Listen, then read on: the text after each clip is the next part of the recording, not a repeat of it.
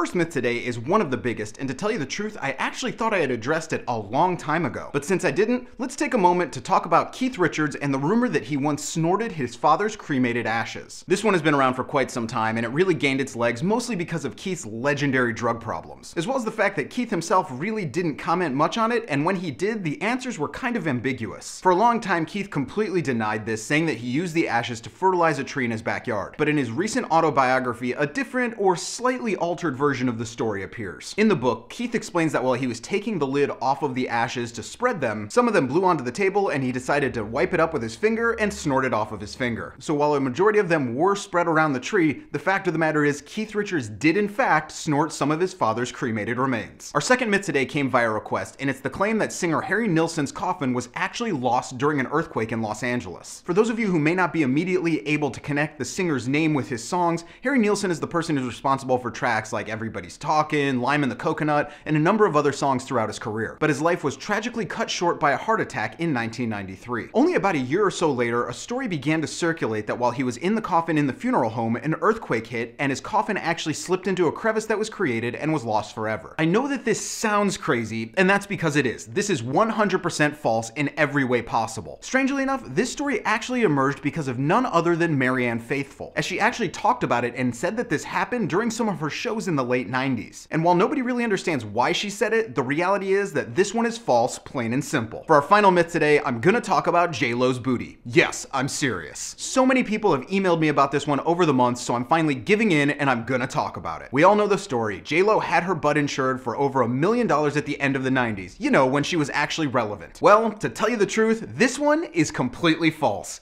Every word of it. There are loads of stories in newspapers and magazines from all across the globe that claim this. But in all these years, not one person has been able to produce any documentation whatsoever to prove this. Along with this, the singer, her agent, and pretty much every large-scale insurance company on the planet has denied that there is any truth behind this. Sorry, booty freaks, this one just didn't happen. So those are the myths for this week. Be sure to check back here every single Thursday as I delve into some of the coolest stories in music history, and be here every day for all the music news, reviews, and knowledge you'll ever need.